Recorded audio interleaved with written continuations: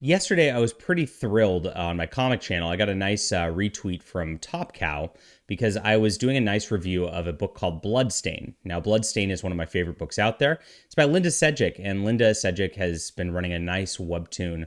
It's just a romance comic, and it's super cute. There's nothing political about it, nothing to bother anybody. It's just something that's just nice, and I wanted to just promote nice things because this is what we like to do.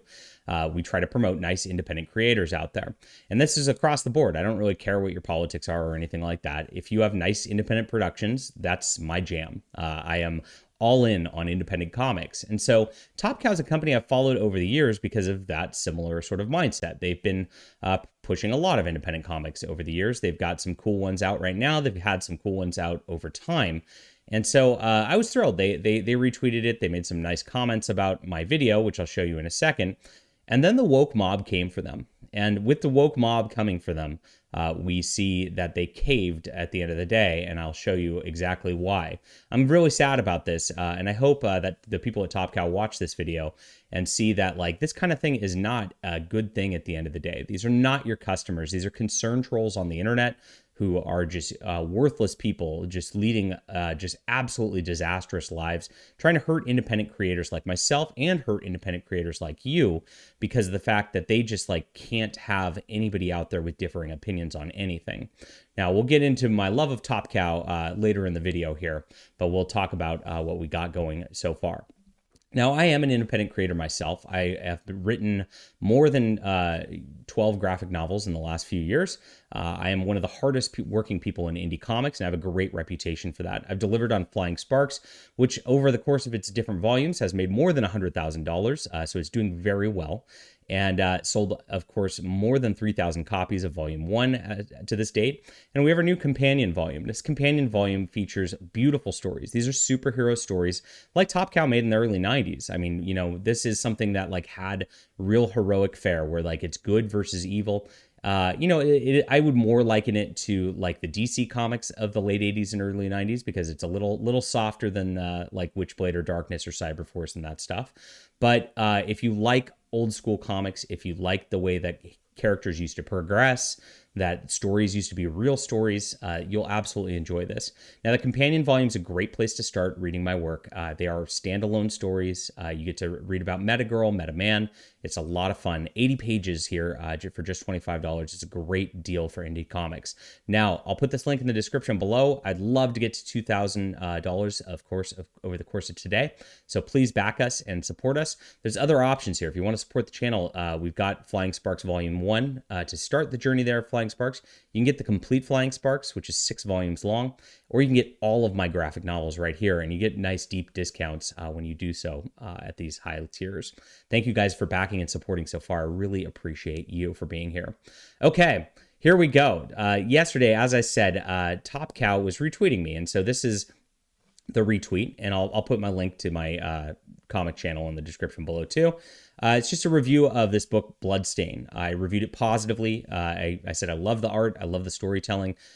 You should absolutely, just as a company, be happy that somebody with a reach like mine is reviewing your comics. Top Cow doesn't have the greatest reach these days. I was in their San Diego Comic-Con panel, and I mean, there were maybe 20 people there at most. So these independent comic companies don't get a lot of attention. Everybody's always Marvel, DC, Marvel, DC, Marvel, DC. And there's not much to talk about. I'm one of the few people who actually reported on the fact that they're going to be rebooting Witchblade and bringing it out next year. So, this is the type of relationship you want to cultivate because I've got a reach here. And of course, I've got an audience that's a comic buying audience too. And as a comic creator, that's a good thing. Now, whatever. I don't really police their politics or whatever. I don't really care about that. I've met these guys in person. Mark Silvestri was at the panel. The guy's a rock star. Matt Hawkins is really nice in person too. So it's pretty silly to have this deleted, and it was deleted. So this tweet got deleted, and it's because of what 5 people did on the internet who are just no-name weirdos. And let me get into that in just a second. So here it is. This weirdo Jason Fleece, theater artist, comic fan. If you think SJW is a legit insult, just block me now. Save us both the trouble. JDA is a literal white supremacist. First, I'm Hispanic. I'm not white, unlike Jason A. Fleece. So this doesn't make any sense. Don't share his stuff. So that's a crazy thing right there. a book-burning white supremacist, anti-Semitic, Holocaust-denying stalker. I mean, wow. You want to throw in like puppy murder or something in there too? I mean, these people are nuts.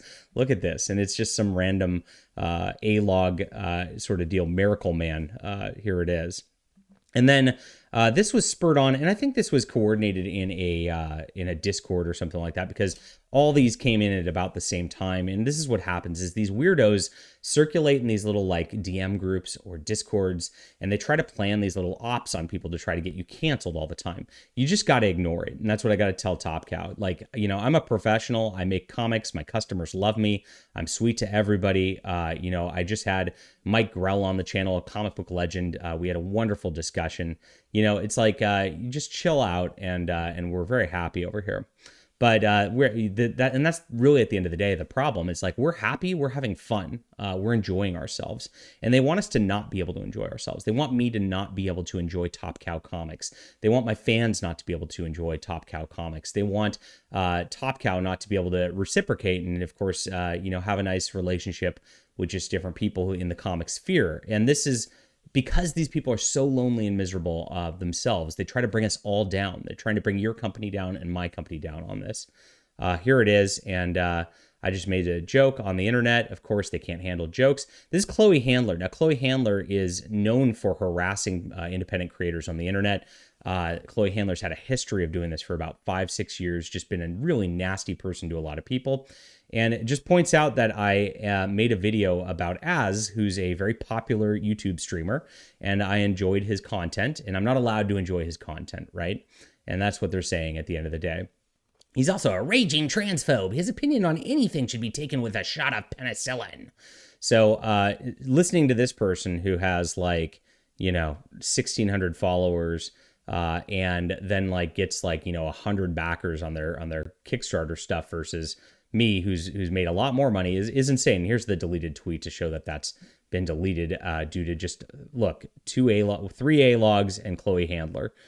You can research Chloe Handler. I mean, it could make like 10 videos on how crazy this person is. But these are literal insane people on the internet who spend all of their time stalking and harassing independent creators like myself. And so that's what Top Cow bowed to at the end of the day.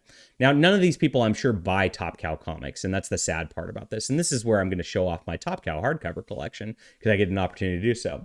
So I love Top Cow. Here is their Firstborn and Broken Trinity, of course, deluxe edition, which I got. That's one of their event books. I got both of their event deluxe editions. These are oversized deals. This is Artifacts. I got these all in single issues too. That's why they're not opened at the moment. But I also got Midnight Nation. This is Top Cow did J. Michael Straczynski's beautiful epic in that same format. We got Rising Stars, which was the whole epic of J. Michael Straczynski's deals. Now, this one's got some bad binding to it, so I got to be very careful with it. But it's one of their older ones. Their newer printings are way better. Hunter Killer. Now, this is a beautiful storyline that really didn't get a lot of attention. This is one of my favorites, though. And I'm only showing off my hardcovers. I've got all their other, you know, soft cover stuff, too. Then I back their Kickstarters, too. So here's the Cyberforce collected edition Kickstarter. We did a nice review on that. This is not their Kickstarter, but it's Aphrodite IX. This is by I was reviewing Linda Sajic's book. This is Stefan, who's her husband, who's like an even better artist than her, to be honest, in some ways. I like her stories better, but I do like his art quite a bit. We've got the Witchblade, of course, Kickstarter books right here. And then, of course, the Darkness Kickstarter hardcover books right here. So that's well over $1,000 of Top Cow books right here. That, of course, these other people are not buying because they, you know, these are SJW weirdos. They do not buy comic books. They just harass people on the internet. And most of them are very poor at the end of the day, too. That's why they're so miserable. And so Top Cow, I got to tell you, like, these are just crack smoking weirdos. You got to just ignore them. This is going to happen from time to time. It's four little tweets on the internet. Nobody cares about this. You know, you don't have to be afraid of them. And please don't be afraid of them, because at the end of the day, when you bow to their pressure like this, it emboldens them, and then they get in their groups and tell everybody, and then they harass more people. You got to not let that happen. It's very important. So thank you guys so much for watching this video. I really hope that Top Cow It doesn't bow to pressure in the future. I'm going to continue to review their work, and I hope that they produce good work in the future. Gosh, I'd love to write for Top Cow someday. I mean, Witchblade and Darkness, and especially my favorite character is Velocity by them. Magdalena would be another great one to reboot, to be a little less heretical. And those are great characters that they made, and I'd love to, of course, do something like that in the future. But if you're going to be afraid, and afraid of like having like people who just like have a following just because like of opinions on the internet, we're just going to have a bad comic industry at the end of the day. And that's what these people are trying to cultivate: a comic industry of fear, a comic industry of hate. And it's really, really sad to watch. All right, check out Flying Sparks again. This is my final volume for this beautiful book. And we're going to be doing a lot more books again this year and next year. I really appreciate you guys who support the books for being there. See you.